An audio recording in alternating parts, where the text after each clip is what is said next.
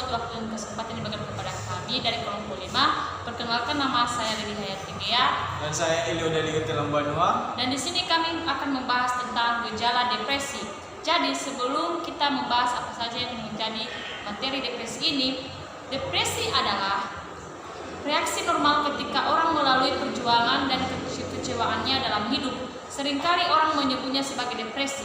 Ketika secara klinis, depresi lebih dari sekedar perasaan sedih rasa. Jika Anda terus-menerus merasa sendirian, putus asa dan kekosongan dalam hampir setiap aspek kehidupan Anda, dan perasaan ini sama tidak mau pergi, maka kemungkinan adalah mengalami atau yang dikenal sebagai gangguan depresi. Jadi, depresi ini terjadi ketika seseorang merasa kecewa atau ada keinginannya yang belum terwujud, sehingga dia depresi dan memiliki kecemasan, sedih, dan merasa sendiri dan merasa tidak mampu, merasa tidak ada lagi kekuatannya, ataupun dalam hal ini dia merasa cemas. Selanjutnya itu jenis dan gejala utama depresi. Yang pertama yaitu rasa kesedihan yang mendalam. Jadi seseorang yang depresi ini dia merasa sangat sedih. Dia merasa sangat sedih karena sesuatu apa yang diinginkannya itu belum terwujud. Selanjutnya itu kehilangan nafsu makan. Jadi karena akibat dari pemikirannya, akibat dari depresinya, dia kehilangan nafsu makannya, di mana dia tidak lagi ada selera untuk makan karena sedang depresi. Selanjutnya itu lekas marah. Jadi dalam hal ini seorang yang mengalami depresi, dia cepat emosi, cepat marah, tidak mau diganggu, dan akibatnya nanti kalau diganggu maunya marah. Selanjutnya itu ketidakmampuan untuk berkonsentrasi, membuat keputusan yang baik dan mengingat. Jadi akibat dari depresi ini dia tidak mampu konsentrasi karena gangguan dari perasaan dan pikirannya. Selanjutnya itu frustasi atas hal-hal kecil, itu merasa cemas dalam hal ini karena perasaan dan pikirannya, emosionalnya sedang tidak stabil. Selanjutnya itu kehilangan minat dalam kegiatan yang sebelumnya dinikmati. Jadi akibat dari depresi ini gejalanya yaitu yang awalnya dia suka membaca ataupun dia ada hobi tertentu, tapi karena dia sedang depresi, dia kehilangan minatnya tersebut. Selanjutnya itu kecemasan dan kegelisahan, yaitu seorang yang depresi ini dia sedang cemas ataupun gelisah. Selanjutnya yaitu kebencian pada diri sendiri dan perasaan tidak berharga. Ya, seorang yang depresi ini dia merasa dirinya itu tidak berharga, tidak apa adanya, tidak ada lagi keunikan, tidak ada lagi harganya, ataupun tidak merasa mampu. Dia merasa tidak mampu, tidak merasa mampu dalam hal apapun. Dan kesembilan yaitu kelelahan atau kekurangan energi. Jadi seorang yang depresi ini dia tidak memiliki lagi yang namanya kekuatan, dia lelah ataupun tidak memiliki lagi energi. Kenapa tadi? Mungkin karena kehilangan nafsu makan ataupun tidak makan sesuai dengan aturannya. Selanjutnya itu gangguan tidur seperti insomnia atau tidur berlebihan. Jadi kadang orang yang depresi ini dia tidak bisa tidur, tapi ada juga untuk menghilangkan rasa cemasnya, rasa kegelisahannya, dia itu tidur terus menerus. Kenapa? Dia berpikir dengan tidur maka semuanya tidak akan terpikirkan olehnya. Selanjutnya itu pikiran untuk bunuh diri atau pikiran tentang kematian sering muncul. Jadi seseorang depresi ini bisa saja dia itu bunuh diri.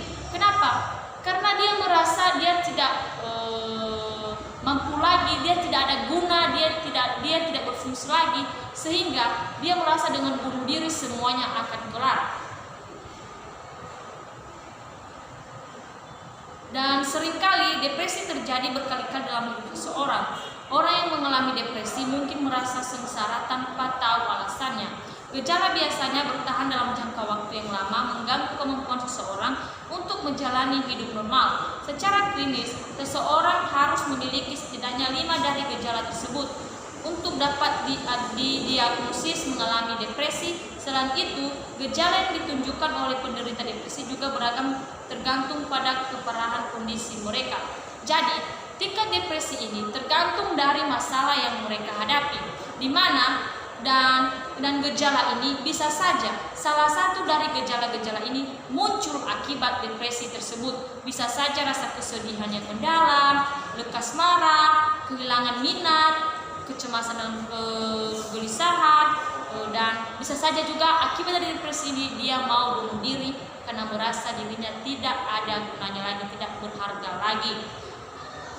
Dan dalam beberapa kasus gejala-gejala depresi menjadi bagian dari masalah kejiwaan yang bahkan lebih kompleks.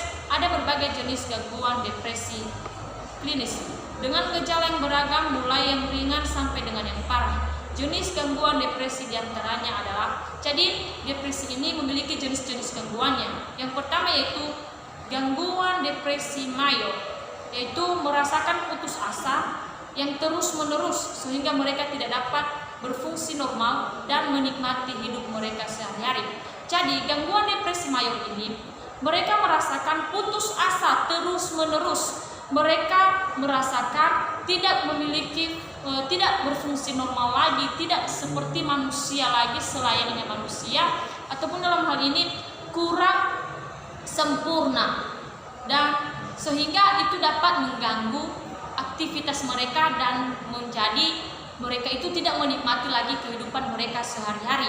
Selanjutnya itu depresi katatonik. Ini merupakan suatu kondisi di mana seseorang menjadi tidak responsif terhadap setiap interaksi sosial dan mungkin tidak tergerak sama sekali.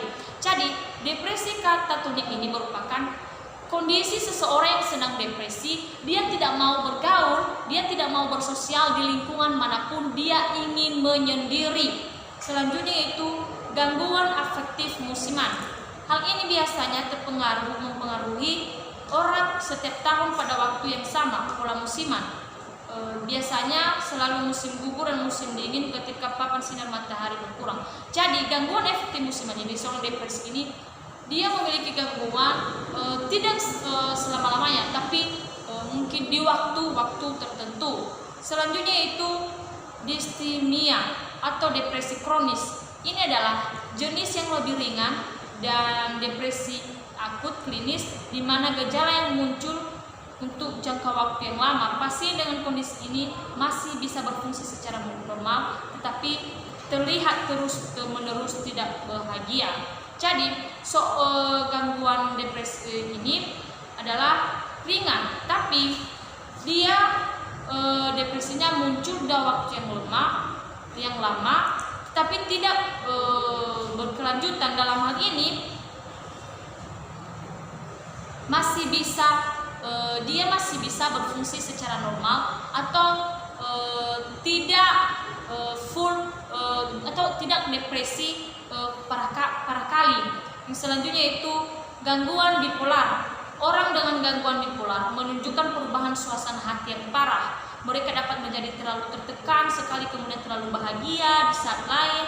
Penderitanya mengalami periode depresi serta periode mania dengan suasana hati yang normal di antara kedua periode tersebut. Jadi gangguan bipolar ini mereka kalau contohnya kan seseorang kalau sedang tertawa, tapi dengan menghilangkan rasa dia tertawa berlebihan, bahkan menangis berlebihan. Itu yang namanya depresi bipolar. Selanjutnya itu depresi psikotik. Penderita depresi cenderung kehilangan kontak dengan kenyataan dan menjadi psikotik. Bentuk serius dari depresi ini adalah halusinasi. Jadi dalam depresi ini dia berhalusinasi, berhayal, ataupun dia berangan-angan ke yang tidak masuk akal. Itu namanya depresi psikotik. Selanjutnya itu depresi sebelum dan pasca melahirkan. Jadi di mana kondisi terkait dengan stres yang terjadi pada wanita setelah melahirkan atau selama kehamilan. Selanjutnya itu akan dilanjutkan oleh teman kami Eli, yaitu penyebab depresi dan cara menanganinya. Baik, saya akan melanjutkan tentang penyebab depresi. Penyebab utama depresi yaitu kondisi disebabkan dari dan dipicu karena berbagai alasan. Penderita depresi lebih dari satu faktor penyebab umum dari kondisi. penyebab umum yang disebutkan di sini diantaranya itu peristiwa stres dalam kehidupan seseorang seperti kematian orang yang dicintai, stres berkepanjangan di tempat kerja, dan rusaknya sebuah hubungan. Jadi faktor penyebab pertama di sini yaitu peristiwa stres dalam hidup penderita depresi ini. Jadi orang yang sedang stres ini dia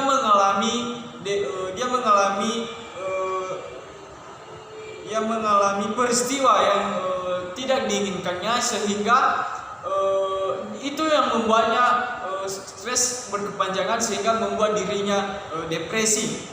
Kedua, penyakit dan kondisi fisik yang tidak terdiagnosis seperti cedera kepala di bawah kelenjar hipofisis aktif atau kelenjar tiroid, penyakit jantung koroner, kanker, dan kondisi ancaman jiwa lainnya yang dapat menimbulkan gejala dan menyebabkan depresi. Jadi kedua di sini, faktor kedua yaitu tentang penyakitnya atau kondisi fisiknya. Jadi orang yang selalu memikirkan tentang kehidupannya, bagaimana tentang bentuk fisiknya, dan atau dia sedang mengalami kanker otak, dia selalu dihantui oleh rasa takut, sehingga rasa tersebut membuatnya lama-kelamaan menjadi depresi. Ketiga yaitu faktor keturunan dan riwayat keluarga. Depresi tampaknya menjadi kondisi yang terkait erat dengan keturunan. Jadi faktor ketiga di sini yaitu tentang genetik dari keluarganya. Jadi faktor ini turun menurun sehingga tidak dapat dihilangkan secara individu, tetapi harus dengan bantuan dari psikologis atau konselor. Keempat yaitu faktor kepribadian. Orang dengan rasa percaya diri yang rendah dan terlalu menyalahkan diri sendiri cenderung merasa khawatir dan dapat menyebabkan depresi. Keempat di sini yaitu faktor kepribadian. Orang yang kurang percaya diri selalu diiming-iming dengan rasa takut atau khawatir bagaimana dengan keadaannya, sehingga rasa tersebut lama-kelamaan menjadi suatu depresi dalam kehidupannya yang mengganggu aktivitasnya sehari-hari. Selanjutnya, bagaimana cara kita menangani rasa depresi ini? Meskipun gangguan depresi sangat umum dikenal, depresi seringkali diabaikan dan tidak diobati.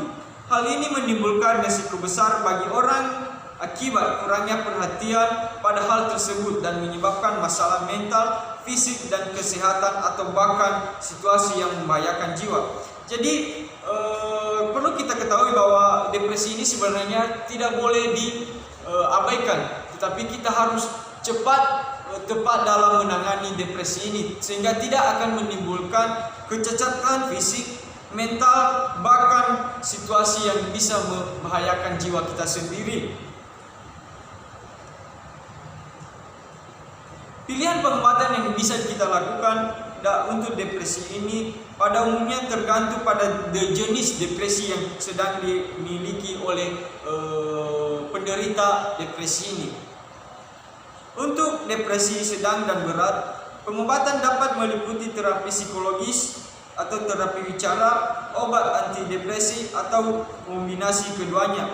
Jadi di sini ada digolongkan kondisi depresi, itu depresi sedang dan berat. Jadi kondisi ini sudah sangat fatal atau bisa membahayakan jiwa penderitanya dan bisa menimbulkan kematian, sehingga pengobatan yang dapat dilakukan di sini yaitu melalui psikologis atau terapi bicara, dan bisa juga menggunakan obat. Ada yang disediakan di yang sekarang ini bahan-bahan kimia yang dapat mengurangi rasa depresi, dan bisa juga digunakan dengan kedua tersebut, bisa secara bersamaan, bisa pengobatan dan bisa juga untuk terapinya.